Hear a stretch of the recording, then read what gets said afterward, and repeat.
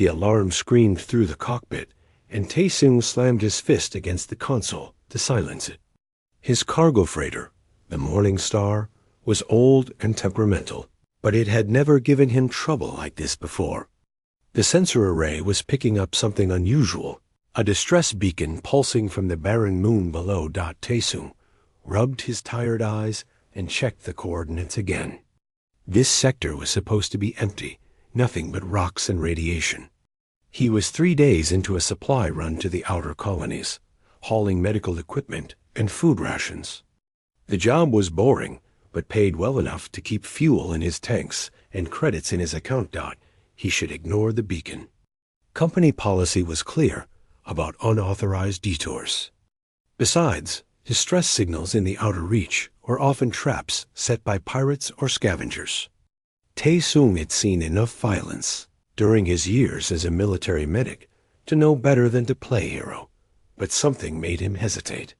Maybe it was the particular frequency of the beacon, the way it pulsed with desperate urgency. Maybe it was the memory of all the times he had needed help and no one came. Whatever the reason, he found himself adjusting course toward the moon's surface. The Morning Star shuddered as it entered the thin atmosphere.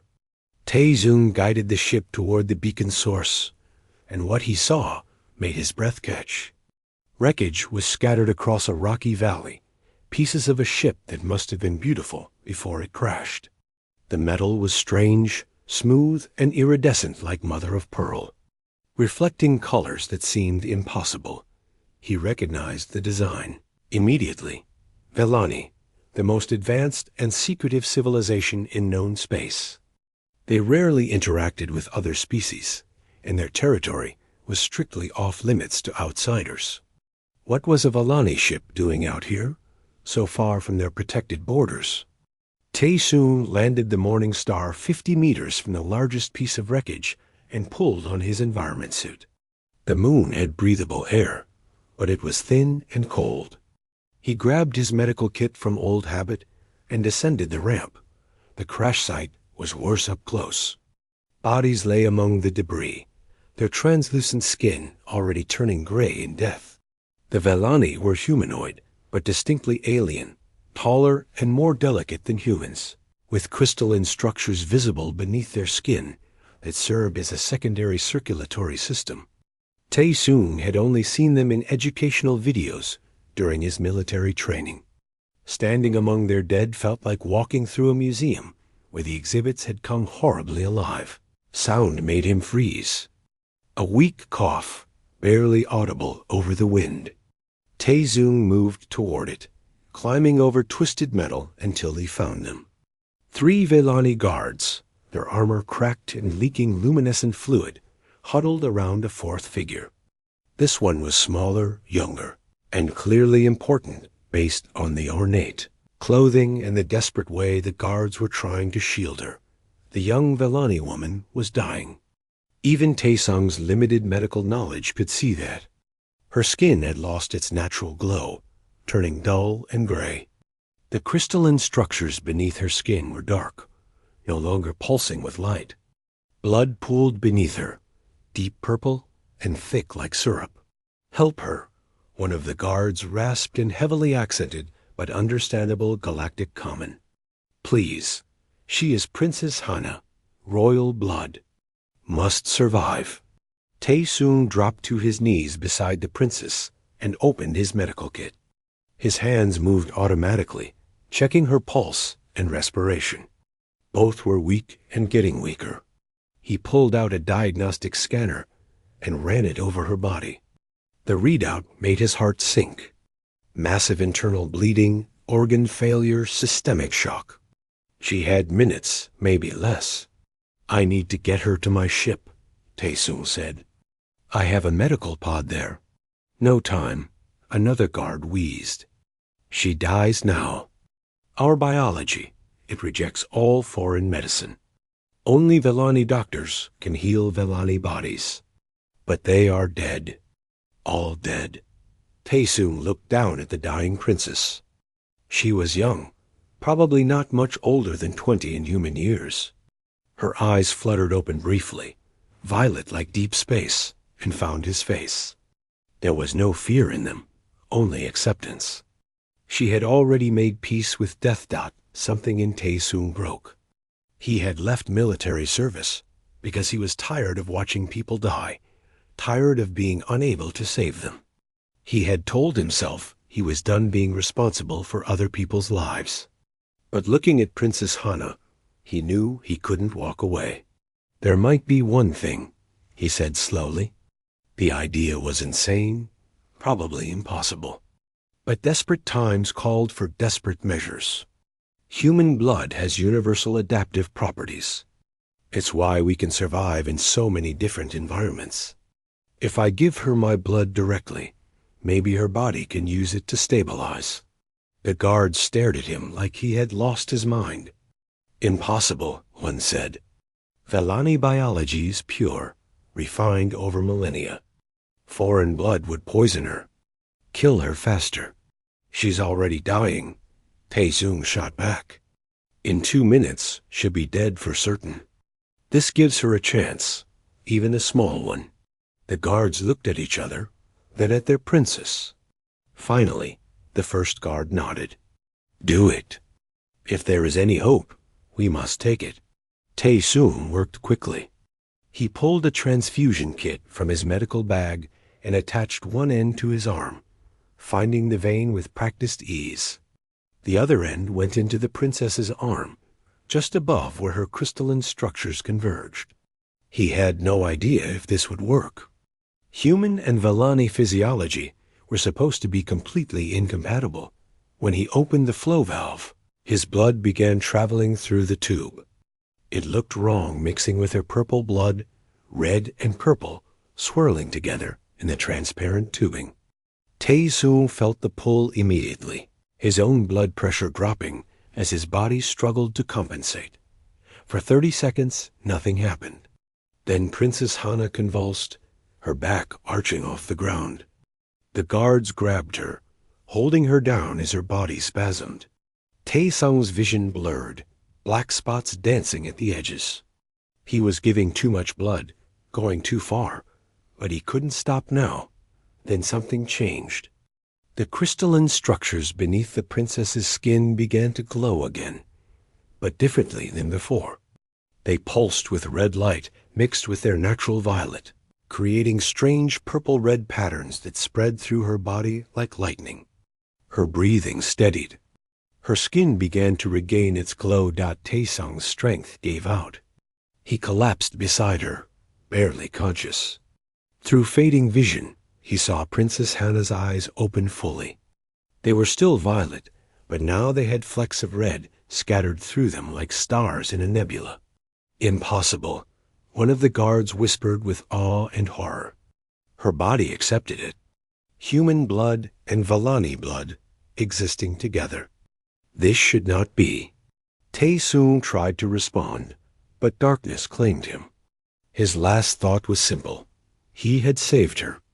Somehow, against all logic and biology, he had saved her life. He had no idea what price that salvation would demand. Tae-sung woke to the smell of antiseptic and the soft hum of medical equipment. For a moment, he thought he was back in the military hospital where he had trained, but the ceiling above him was wrong. Instead of plain white panels, he saw intricate patterns that seemed to shift and move, displaying what looked like star charts and biological data. He couldn't understand. He tried to sit up and immediately regretted it. His body felt hollow, drained. Every movement took enormous effort. Easy, a voice said in perfect galactic common. A medical attendant appeared beside his bed, human thankfully, wearing a white uniform with the logo of Frontier Medical Services. You lost almost 40% of your blood volume. You're lucky to be alive. Where am I? Tae-sung's voice came out as a croak.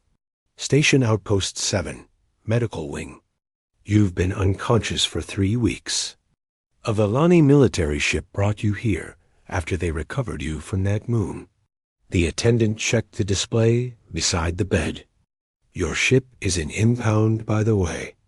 The authorities want to talk to you about what happened. 3 weeks. Tae Sung's mind struggled to process that. The princess, Hana, did she survive? The attendant's expression became guarded. I can't discuss that. The whole incident has been classified at the highest levels. You'll need to speak with the diplomatic liaison when you're cleared for discharge. Over the next 2 days, Tae-sung regained his strength. He ate terrible station food, walked the corridors to rebuild his stamina, and waited. Nobody would tell him anything about Princess Hana or what happened after he collapsed. The medical staff treated him with a strange mixture of respect and wariness, like he was something dangerous they couldn't quite figure out. On the 3rd day, he was finally cleared for discharge. Tae-sung collected his few belongings and prepared to reclaim his ship, already planning his next cargo run. He wanted to put the whole bizarre incident behind him and return to his simple, uncomplicated life, but the universe had other plans. He was intercepted at the docking bay by a squad of station security and a woman in formal diplomatic attire. She was Velani, he realized with a start, the first living one he had seen since the crash. She was tall and elegant, her skin shimmering with health, the crystalline structures beneath it pulsing with gentle violet light. Kang Tae-sung, she said formally, her accent making his name sound almost musical. I am Ambassador Suki of the Velani Empire. You are hereby summoned to appear before Queen Myrae on the Imperial homeworld. A ship is waiting to transport you. Tae-sung stared at her. Summoned? I appreciate the invitation, but I have work to do. Cargo contracts waiting. If the Queen wants to send a thank you message, I'll be happy to receive it by com. Ambassador Suki's expression didn't change. This is not an invitation. It is a summons. Refusal is not an option. Your ship has been temporarily confiscated by Velani authority, and your navigation computer has been secured. You will come with us voluntarily, or you will be escorted in restraints. The choice is yours. 2 armored Velani guards stepped forward, making it clear that the choice was purely theoretical. Tae-sung felt anger flare in his chest, but pushed it down. Getting angry wouldn't help. He had survived military service by knowing when to fight and when to accept reality. Fine, he said, but I want my ship returned undamaged when this is over. That will be decided by Her Majesty. Ambassador Suki replied. The Velani transport ship was unlike anything Tae-sung had ever seen. Where human ships were functional and industrial, this vessel was a work of art. The corridors were lined with the same mother-of-pearl material as the crashed ship, and the walls displayed constantly shifting patterns that seemed to respond to the presence of people walking past them. Tae-sung was given quarters that were more luxurious than any place he had ever lived. A massive window showed the stars streaking past as they traveled through hyperspace. But the door was locked from the outside, and guards were posted in the corridor. Comfortable prison was still prison. On the 2nd day of travel, one of the guards agreed to talk with him. Her name was Ji-won, a commander in the Velani military. She was stern and professional, but Tae-sung sensed that beneath her rigid exterior, she was troubled by something. Can you at least tell me if Princess Hana survived? Tae-sung asked. I nearly died saving her. I deserve to know if it worked. Ji-won was silent for a long moment. Then she said quietly, The princess lives. She has made a full recovery and returned to the homeworld. What you did saved her life. Relief flooded through Tae-sung. Then why am I being treated like a criminal? I helped her. Shouldn't that count for something? You don't understand what you've done, Ji-won said, her tone making it clear this was as much as she could safely say. What happened on that moon? It should have been impossible. The medical experts, the geneticists, they're all confused. Human blood and Velani blood don't mix. They can't mix. Our biology is too different. But somehow, Yours did. And now the princess is changed. Changed how? Jiwan glanced down the corridor to make sure they were alone. I cannot say more, but you will understand soon. The queen wishes to meet you personally, to understand what happened, and to determine what must be done about it. The way she said, "What must be done," sent a chill down Tae-sung's spine. On the third day, they arrived at the Valani homeworld.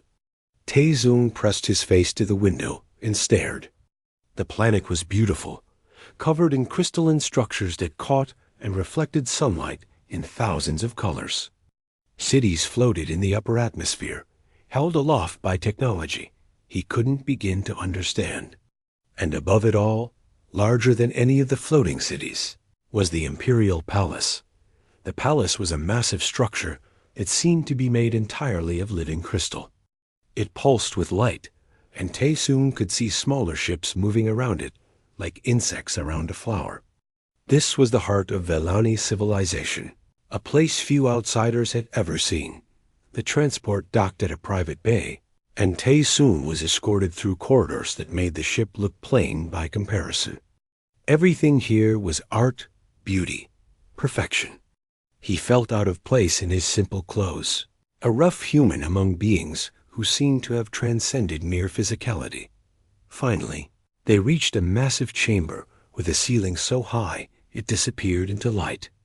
At the far end, on a throne that seemed to grow from the floor itself, sat Queen Mireille. She was breathtaking. Ancient beyond counting, but appearing ageless, her skin glowing with power, her eyes the deepest violet he had ever seen. She radiated authority and strength in a way that made Tae-sung want to kneel instinctively. Beside her stood Princess Hana. She was alive, healthy, and beautiful. But she looked different from the dying girl he had saved. Her skin had a warmer tone, less translucent. The crystalline structures beneath were still visible, but seemed to pulse with a different rhythm. And her eyes, those violet eyes, now had permanent flecks of red mixed through them. She looked at him, but couldn't hold his gaze. Shame and gratitude warring on her face, Queen Mireille stood, and the entire chamber seemed to hold its breath. She descended from her throne and walked toward Tae-sung with fluid grace. When she stopped before him, he forced himself to meet her eyes. "Kong Tae-sung," she said, her voice resonating through the chamber.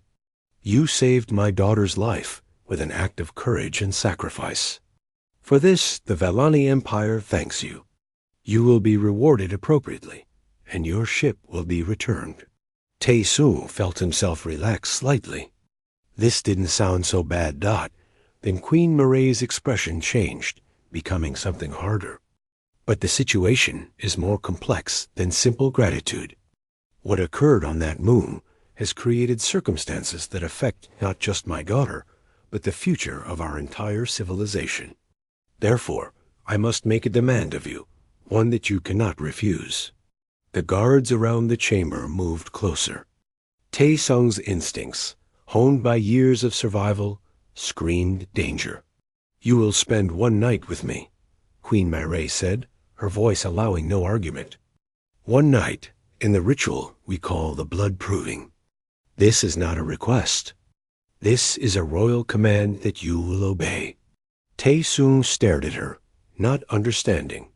Then he saw the expressions around the room, shock and dismay on some faces, grim acceptance on others. Princess Hana had tears in her eyes. "I don't understand," Tae-sung said. "You will," Queen Mireille replied. "Princess Hana will explain everything. But know this, human. You saved my daughter and changed her forever. Now you must help determine if that change is our salvation or our doom." Tae-sung was escorted to private quarters. It made his previous room on the transport ship look like a storage closet. The chamber was enormous, with walls that displayed slowly moving images of alien landscapes. A bed large enough for 5 people dominated one side, and strange furniture that seemed to grow from the floor filled the rest of the space. But he barely noticed any of it. His mind was spinning, trying to understand what had just happened. The queen wanted him to spend a night with her in some kind of ritual. The implications were obvious and deeply unsettling. He felt trapped, manipulated, used. Guards were posted outside his door again. He was a prisoner with luxurious accommodations, but still a prisoner. Hours passed. Tae-sung paced the room, anger building in his chest. He had saved a dying girl out of basic human decency, and now he was being treated like property. Like a tool to be used for purposes he didn't understand. As the artificial evening cycle dimmed the lights in his chamber, the door opened. Princess Hana entered alone, though he could see guards waiting in the corridor beyond. She wore simpler clothing than before, and her expression was filled with guilt and sadness. "I'm sorry," she said immediately. "I'm so sorry for all of this. You saved my life, and this is how we repay you." Tae-sung stopped pacing and looked at her. Up close, he could see the changes more clearly. She was still Vellani, still beautiful and otherworldly, but there was something more human about her now. Her movements were less fluid, more grounded. Her expression showed emotions more openly than a pure Vellani would. "Explain it to me," he said, keeping his voice level. "What is the blood proving? Why does your mother need this from me?" Hana moved to the window and stared out at the floating cities below. When she spoke, her voice was heavy with the weight of secrets too long kept hidden. "You need to understand what we are, what the Vellani have become. We are an ancient race, older than most civilizations in this galaxy. Thousands of years ago, our ancestors began a great project. They wanted to perfect themselves, to remove all weakness and flaw from our biology. They succeeded beyond their dreams." She turned to face him. "We became beautiful, long-lived, resistant to disease. Our bodies are works of art, engineered at the genetic level for perfection. But perfection has a price. In removing all weakness, we also removed our ability to adapt. Our genetic lines became pure but rigid, fixed." Tae-sung began to understand where this was going, but he let her continue. "For centuries, we thought this was acceptable. We were perfect, after all. Why would we need to change? But about 200 years ago, we noticed problems. Birth rates began to fall. Genetic diseases we had eliminated started reappearing. Our population stopped growing and began to shrink. Our scientists studied the problem for decades before they understood the terrible truth." Hana's eyes filled with tears. "We're dying, Tae-sung. Slowly, over centuries, but dying nonetheless. Our genetic purity has become stagnation. We've removed our ability to evolve, to adapt to changing circumstances. In trying to become perfect, we made ourselves fragile. Each generation is slightly weaker than the last. In another 500 years, maybe 1,000, the Vellani will cease to exist. The ruling families have kept this secret," she continued. "They hoped our scientists would find a solution. They searched for ways to reintroduce genetic diversity without compromising our purity. But nothing worked. Until you." She walked closer to him. "When you gave me your blood, something impossible happened. Human blood is chaotic, adaptable, aggressive. It should have killed me. My body should have rejected it instantly. But instead, something miraculous occurred. Your blood didn't replace mine. It merged with it." Hana held up her hand, and Tae-sung could see the crystalline structures beneath her skin pulsing with that strange red-violet light. "I'm not fully Vellani anymore. I'm not fully human either. I'm something new. A hybrid, the first of my kind. And the medical scans show that I'm stronger than any pure Vellani, more resistant to disease, more adaptable. I might even live longer than my ancestors." "That's wonderful," Tae-sung said. "You're alive and healthy. So why am I a prisoner? Why does your mother need this ritual?" Hana's expression became pained. Because we need proof. What happened to me could be a fluke, a one-time accident. Or it could be a dangerous mutation that will cause problems later. The conservative factions in our court are already calling for my exile. They say I'm contaminated, impure, an abomination. If my mother declares me heir to the throne now, it could cause civil war. What does this have to do with your mother and me? Tozyung asked, though he was beginning to understand. The blood proving is an ancient ritual from before our genetic engineering, Hana explained. When two Velani wanted to determine if their genetic lines were compatible, if they could produce strong offspring, they would perform the ritual. It's partly ceremonial, partly genetic testing. If conception occurs, it means the pairing is blessed, that the genetics are compatible and will produce healthy children. The full weight of it hit Tae-Soon like a physical blow. She wants to know if humans and Villani can create children together. If your change isn't just about you, but about a new path forward for your entire species. Yes, Hannah whispered. If my mother conceives a child with you, it will prove that human and Villani genetics can merge successfully. It will show that this isn't contamination, but evolution. It will give our people hope for survival. And if it doesn't work? If no child results?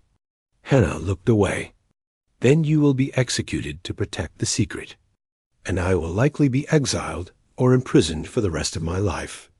The conservative faction will say that my hybrid nature is a dangerous anomaly that must not be repeated. My mother will lose the political capital to oppose them. Tae-Soon felt sick. So I'm supposed to sleep with your mother, hope she gets pregnant, and if she doesn't, I die? That's the choice? There is no choice, Hana said sadly. I'm sorry. I wish I had died on that moon. Then none of this would be happening to you. Don't say that, Tae-Soon replied automatically. Then he sat down heavily on the strange furniture, his head in his hands. This is insane. I'm a cargo pilot.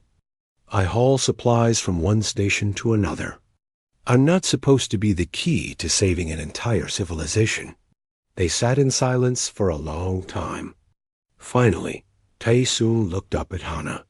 If I agree to this, if I go through with the ritual and a child results, what happens to me?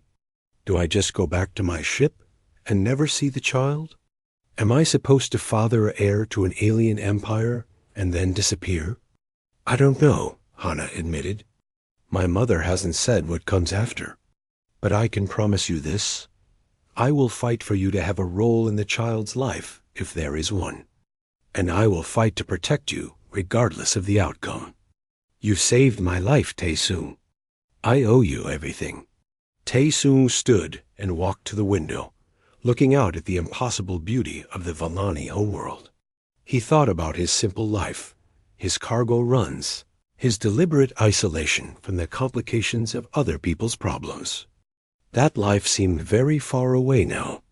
Do I really have a choice? He asked. No, Hannah said honestly. But you can choose how you face it.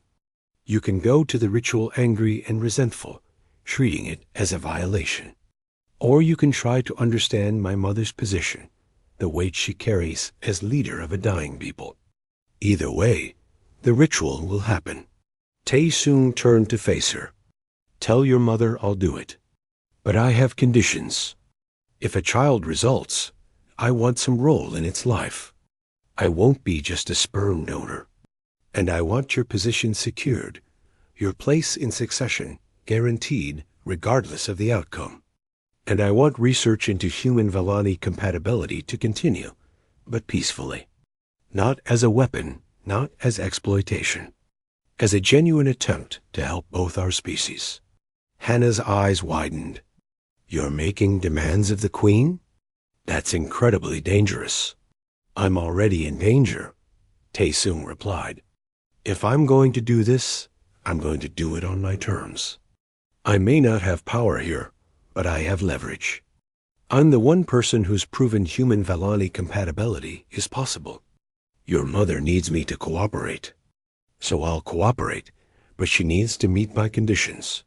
For the first time since entering his chamber, Hana smiled. You're either very brave or very foolish. Probably both, Taesung said. But I'm done being just a victim in this. If I'm going to help save your civilization, I'm going to do it as a partner, not a prisoner. Hana bowed deeply, a sign of profound respect among her people. I'll deliver your message to my mother. And Taesung, thank you for saving me and for being willing to save us all. After she left, Taesung stood alone in his luxurious prison and wondered what he had just agreed to. 2 days passed before Taesung received a response. During that time, he was left alone except for servants who brought him food and ensured his comfort. He spent the hours exploring his chamber, discovering hidden features in the alien technology, and trying to prepare himself mentally for what was coming. When Princess Hana finally returned, she looked exhausted but relieved. My mother has agreed to your conditions. All of them. She was impressed that you had the courage to make demands of her. She said it shows the same strength that allowed you to save my life. When? Taesung asked simply. Tonight. The ritual chamber is being prepared. The court priests will perform the ceremonial aspects, but the core of it is just between you and my mother. Hana hesitated. She wanted me to tell you something. She said that she understands this situation is not of your choosing, and she respects your willingness to help our people. She will not treat you as a tool or a servant. For tonight, you will be her equal. That evening, Taesung was taken to a private bath where servants helped him prepare for the ritual. They washed him with water that smelled of strange flowers and dressed him in simple but elegant clothing made from fabric that seemed to shift colors in the light. He felt ridiculous, like a child playing dress-up in clothes meant for someone far more important. When he was ready, Commander Jiwon appeared to escort him. She looked at him with an expression he couldn't quite read. The Queen asked me to tell you that you may withdraw at any moment. If you feel unable to continue, simply say so. She will not force you. Taesung appreciated the gesture, even though they both knew he couldn't really refuse. Too much depended on this night. The ritual chamber was at the highest point of the imperial palace. Jiwon led him through corridors that seemed to go on forever, climbing higher and higher until they reached a massive door covered in symbols he didn't recognize. The door opened silently, and Taesung entered alone. The chamber took his breath away. The walls were transparent, showing the vastness of space beyond. Stars burned in every direction, and the Vellani homeworld curved below like a jewel. The ceiling was even more impressive, displaying what looked like a living record of Vellani history. He saw images of their ancient past, their rise to greatness, their spread across the stars, all flowing and changing like a river of light. In the center of the chamber stood Queen Myrae. She had dismissed all her attendants and guards. For the first time, Taesung saw her not as a monarch in her throne room, but as a person. She wore simple clothing similar to his, and without the trappings of royalty, she looked younger. Still ancient, still powerful, but more vulnerable somehow. Thank you for coming, she said quietly. I know that sounds absurd given the circumstances, but thank you nonetheless. Taesung moved closer, studying her face. Your daughter said you agreed to my conditions. I did. If a child results from tonight, you will have a role in raising them. I give you my word as queen and as a mother. And regardless of the outcome, Hana's position is secured. I have already announced to the court that she will remain in the line of succession. That must have caused problems, Taesung said. Myrae smiled sadly. The conservative faction was furious. But I am still queen, and my word is law. They will adapt or be removed. She walked to the transparent wall and gazed out at the stars. Come, sit with me. Before the ritual begins, I want to talk with you. I want to know who you are."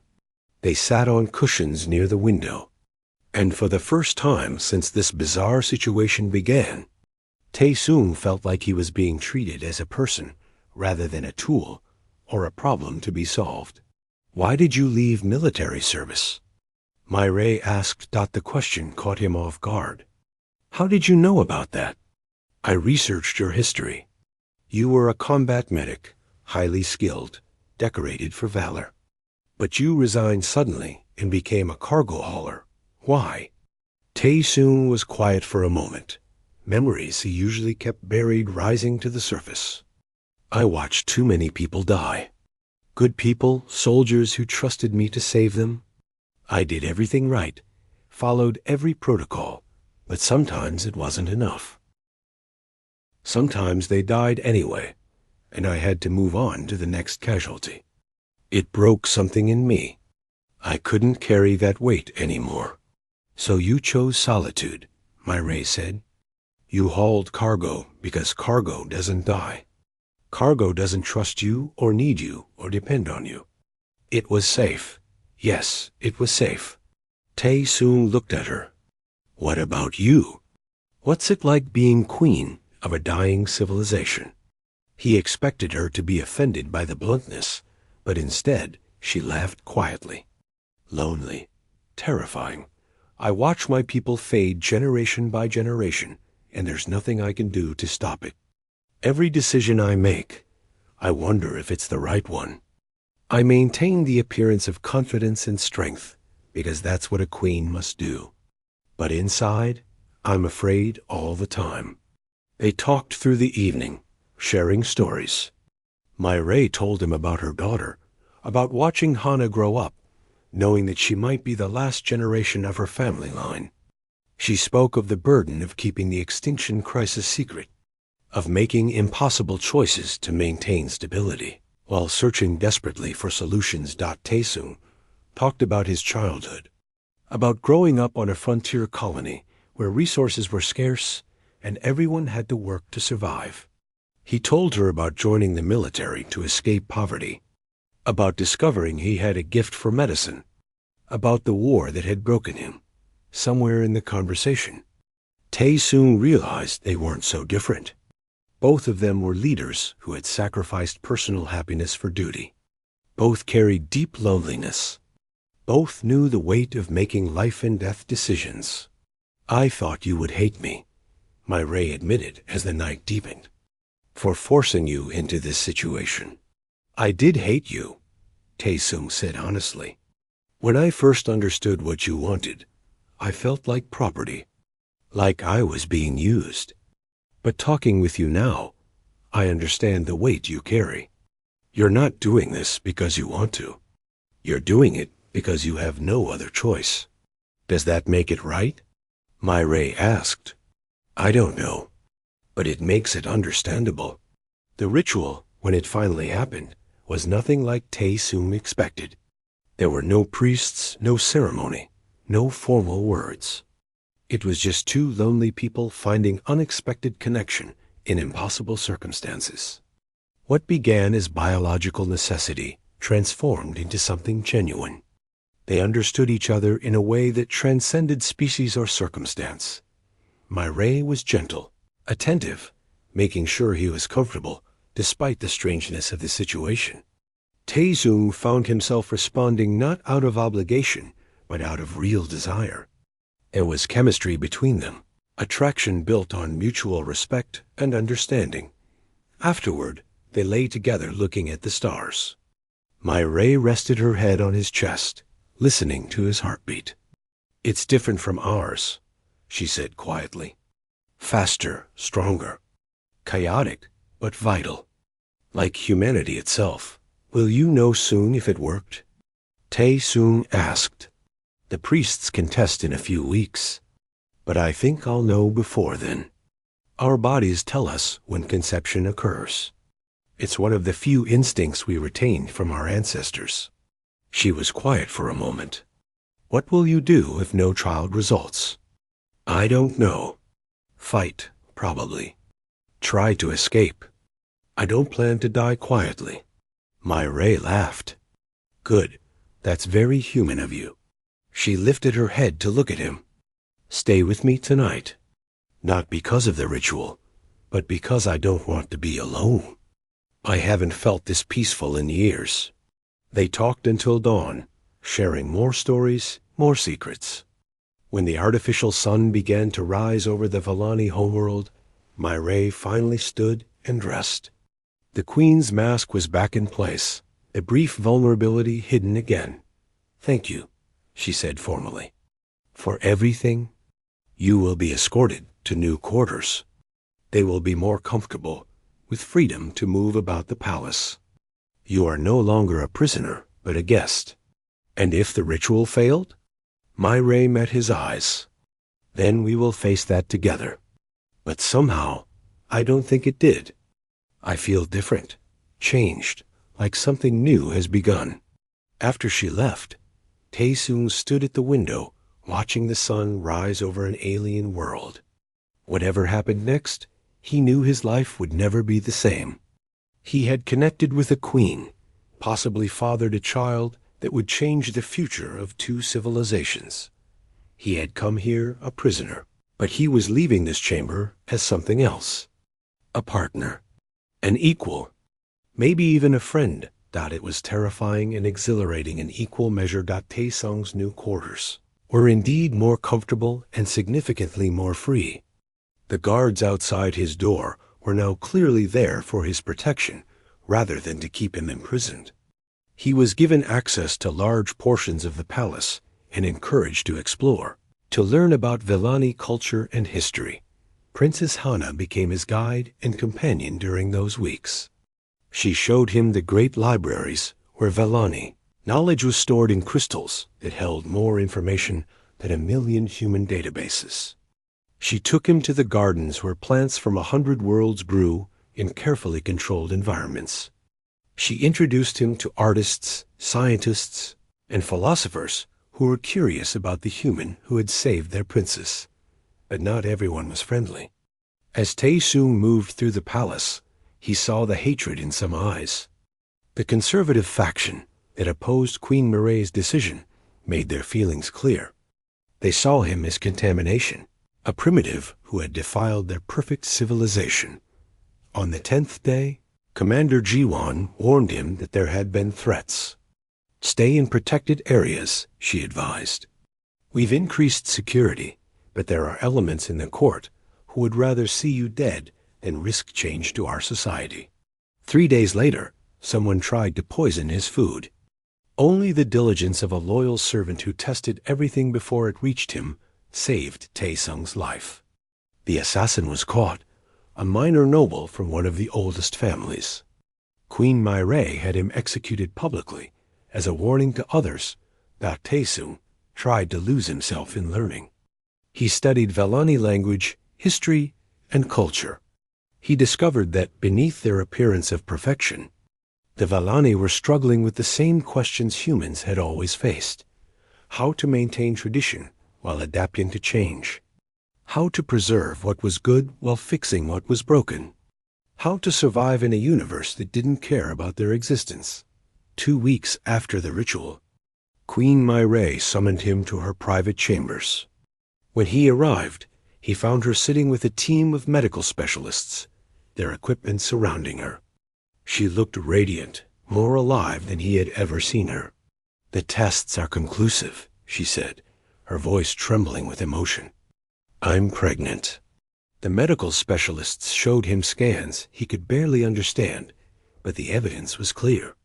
A life was growing inside Queen Marae, and the genetic analysis showed something unprecedented. The child carried genes from both species, perfectly integrated in a way that shouldn't be possible. It was stronger than a pure Vellani child, more adaptable, with the potential for enhanced abilities that neither species possessed alone. "This changes everything," one of the specialists said with awe. "This isn't just a hybrid. This is evolution in action. A new species being born." Tae-sung sat down heavily, overwhelmed by the magnitude of it.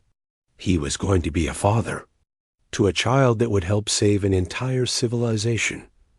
Myray dismissed the specialists and moved to sit beside him. I wanted to tell you first, before I announce it to the court. Are you okay? I don't know, Taesung admitted. This is bigger than anything I ever imagined being part of. I'm scared. So am I, Myray said, taking his hand. But we'll face it together. The announcement sent shockwaves through the Vellani Empire. Queen Myray addressed the entire court, revealing both the genetic crisis that threatened their extinction and the solution that had been discovered. She presented the medical data showing Princess Hana's enhanced vitality and the scans of her unborn child. She spoke of a future where Vellani and humans could merge bloodlines, creating something stronger than either species alone. The response was immediate and violent. The conservative faction, led by a council of elderly nobles, declared the queen's pregnancy an abomination. They claimed she had violated the sacred purity of the royal bloodline and called for her abdication. Within hours, they had gathered enough support to attempt a coup. Taesung was in the palace gardens with Princess Hana when the attack began. Armed rebels, wearing the colors of the old noble families, stormed the palace gates. They overwhelmed the outer guards and began fighting their way toward the throne room where Queen Myray held court. We need to get you to safety, Hana said, pulling Taesung toward a hidden passage. But Taesung resisted. Where's your mother? Is she protected? She has the royal guard. She be safe, will she? How many of the guard are loyal to her versus loyal to the old families? Taesung pulled free and ran toward the throne room, ignoring Hana's protests. The palace had erupted into chaos.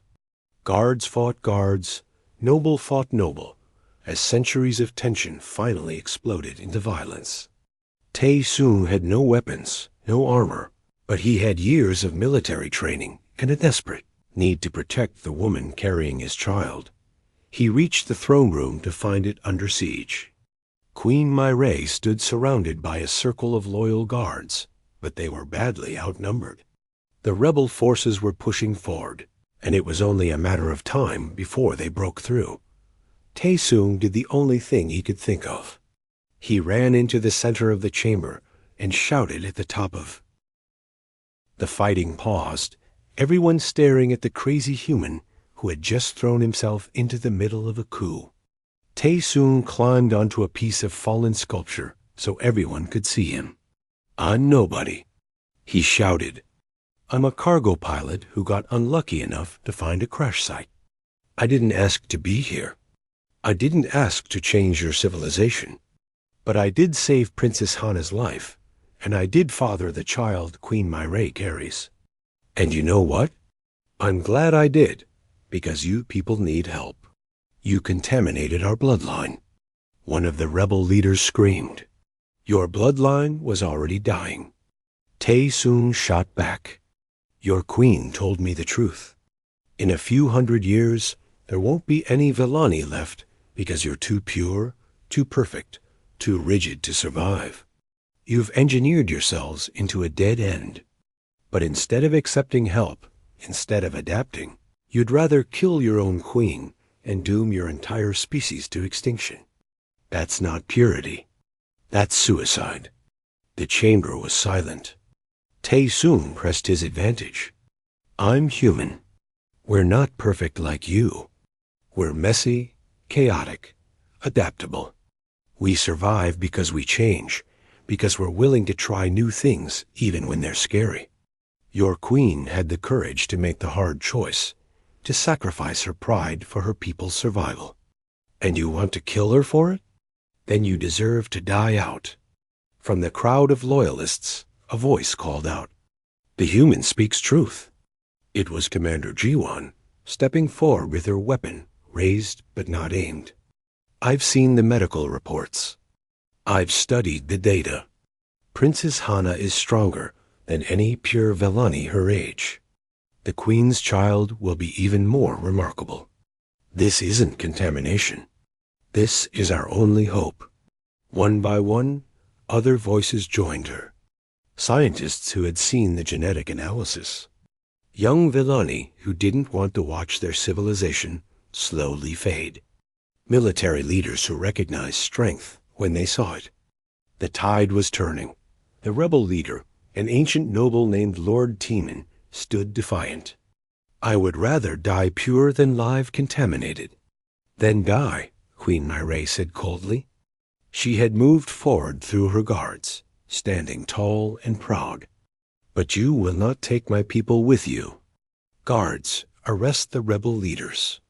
Any who surrender now will be shown mercy. Those who continue to fight will be executed." The coup collapsed. Most of the rebels, seeing the support for their queen, laid down their weapons. Lord Teeman and a handful of fanatics tried to fight and were killed by loyalist guards. Within an hour, the palace was secure again. Tae-Sung found himself in the throne room with Queen Myrae and Princess Hana, surrounded by advisors and guards. The queen looked exhausted but triumphant. "You took a terrible risk," she told Tae-Sung. "You could have been killed. I couldn't let them hurt you." Tae-Sung said simply, "You're carrying my child." Myrae smiled. "Our child. And they will grow up in a new empire, one that isn't afraid of change." She turned to address her advisors. "Open negotiations with human governments immediately. I want a formal treaty establishing peaceful relations and cultural exchange between our species. Begin a program to allow willing humans to settle in Villani space and willing Villani to visit human worlds. And start a genetic research program, properly funded and ethically managed, to study human Villani compatibility." Over the next weeks, the new policies were implemented. Tae-Sung found himself appointed as an official advisor to the queen, a liaison between human and Villani interests. His ship was returned, upgraded with Villani technology that made it one of the fastest vessels in known space. But more importantly, he negotiated rights to remain involved in his child's life. The first human Villani treaty was signed in a ceremony broadcast across both civilizations.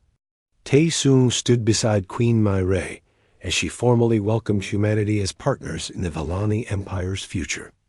The conservative opposition remained, but they were outnumbered and outmaneuvered that one evening, 3 months after the ritual. Tae-Sung stood in the royal observatory where everything had changed. Queen Myrae joined him, her pregnancy now visible, her happiness obvious. "Do you regret any of it?" she asked. "I know you never wanted this life." Tae-Sung thought about his old life, hauling cargo in solitude, running from responsibility and connection. Then he thought about everything that had happened, the fear and danger, but also the purpose and meaning. "No," he said honestly, "I never wanted to be important. I never wanted to matter. But sometimes the universe doesn't give you what you want. It gives you what you're needed for. And maybe that's better." Myrae took his hand and placed it on her belly. "Your daughter is strong. I can feel her already. She's going to change everything." "Our daughter," Tae-Sung corrected gently. "Our daughter," Myrae agreed. They stood together looking at the stars.